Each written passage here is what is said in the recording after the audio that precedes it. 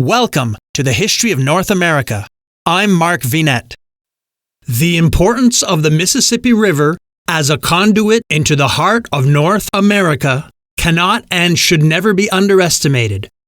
Throughout the continent's pre-European contact and post-contact periods, this key waterway played a crucial role in the development and settlement of the vast heartland of the United States. Join me as I begin a deep dive into the significance of the Mississippi River, starting with a look back at the rich cultures and achievements of the ancient Mississippians. The Precolonial period incorporates the history of North America before the appearance of significant European influences on the continent, spanning the time of the original settlement by the first arrivals to European colonization. We explore major, fascinating, pre-contact indigenous societies that flourished far from the oceans that bound North America. Many pre-colonial civilizations in North America were marked by permanent settlements, cities, agriculture, civic and monumental architecture, major earthworks, and complex societal hierarchies. Long before the first Europeans arrived, there were some 500 nations already in North America.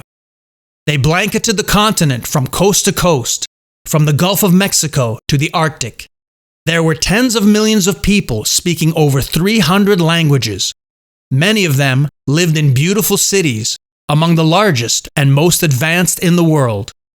The various indigenous cultures, collectively termed mound builders, were prehistoric inhabitants of North America who, during a 5,000-year period, constructed various styles of earthen mounds for religious, ceremonial, burial, and elite residential purposes. These included the pre-Columbian cultures dating from roughly 3,500 BC to the 16th century AD, and living in regions of the Great Lakes, the Ohio River Valley, and the Mississippi River Valley and its tributary waters. Having yet to find evidence of any written language, research and study of these cultures and peoples has been based mostly on archaeology and anthropology.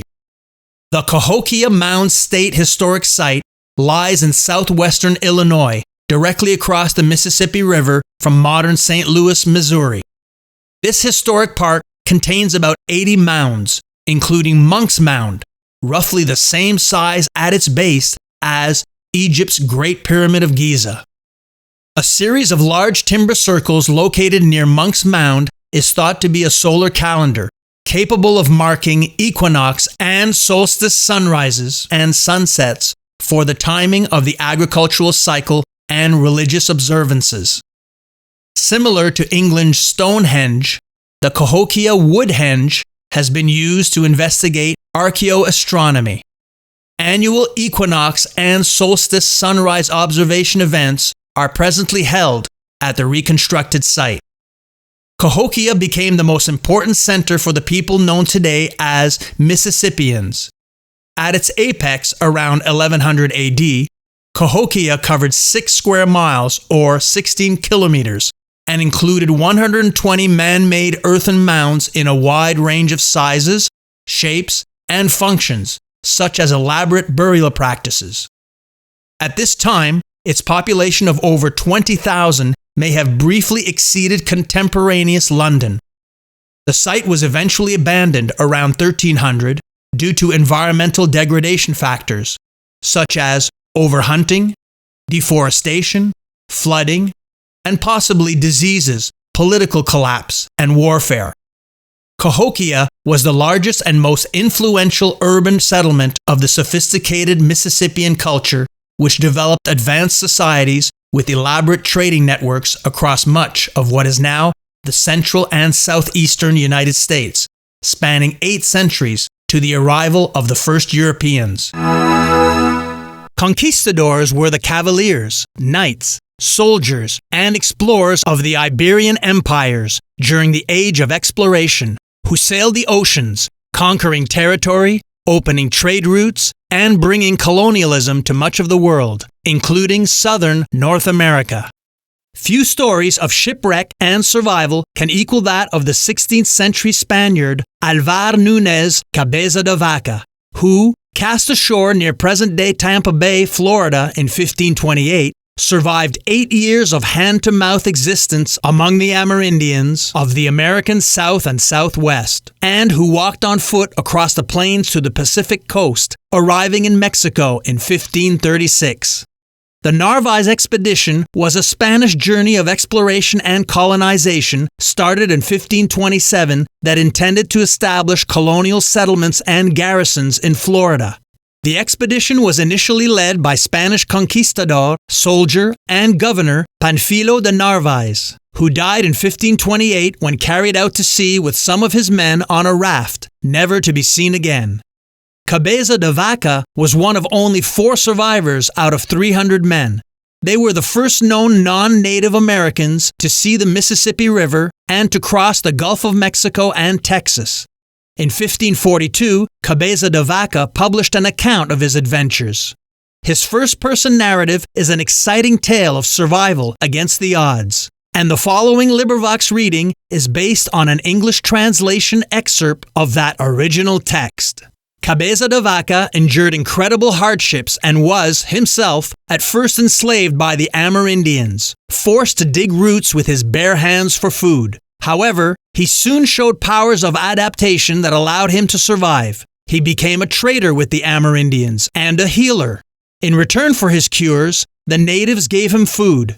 The success of the survivors' final overland trek in the search of Spanish settlement reflected their comprehension of Amerindian customs and values. They were passed along from one tribe to another, accompanied by an entourage of friendly natives. At each stop, Cabeza de Vaca saw to it that the food and presents he received were distributed to his followers by their chiefs, thus ensuring their loyalty. When finally reaching Mexico City after 8 long years among the Amerindians, Cabeza de Vaca had a hard time adjusting to colonial civilization. He writes that the Spanish governor received him very well, giving clothes for him to dress in. But for many days, Cabeza de Vaca could bear no clothing, nor could he sleep except on the bare floor. On glancing at a map of America, we are at once struck by the mighty river Mississippi, which, with its countless branches, gathers the water of an immense valley and rolls its accumulated floods to the Gulf of Mexico, affording a line of uninterrupted communication for thousands of miles. So large a stream, so important a means of entering the heart of the continent, could not long remain unknown. Columbus himself entered the Gulf of Mexico, but the southern coast only was explored by the discoverer of the New World. Several expeditions were now fitted out to explore and reduce the realms of Florida. Brilliant, daring, and adventurous attempts they were. The Atlantic expedition in the spring of 1539 was commanded by the successful Hernando de Soto, who had risen by the conquest of Peru to rank and wealth, and was now governor of the rich island of Cuba. With a force far superior to any that had yet landed on the continent, he entered Florida, and with his gallant array struck into the unknown interior. The Rio del Espiritu de Santo, in other words, the Mississippi, was not unknown to him, for after proceeding westward and turning slightly northeast, here began his second campaign. Lured by the glittering promises of an Indian guide, he marched to the northeast, crossing the Altamaha, and perhaps entered the territory of Carolina. Weary with a march of 1,200 miles, his men were fain to settle there. But no, on they must go, and turning northward, he traversed unconsciously the golden sands of the Chalaques, with a heavy heart, for it was poor in maize. At last he reached a great river by the western course, and with his mind still full of great hopes from the river Espiritu Santo, he took the Coosa for the Mississippi, following down its gentle current, and traced it to its source. Hernando de Soto was a Spanish explorer and conquistador who led the first European expedition deep into the territory of the modern-day southeastern United States, searching for gold and a passage to China. Along the way, he became the first European documented as having crossed the Mississippi River. Hernando de Soto's failed North American expedition was a vast undertaking that ultimately led to his death of a fever in 1542 on the banks of the Mississippi River. The actual site of his burial is not known, however. It was said that De Soto's men wrapped his corpse in blankets, weighed with sand, and sank it in the middle of the Mississippi River. I'm Mark Vinette, and I hope you'll join me next time.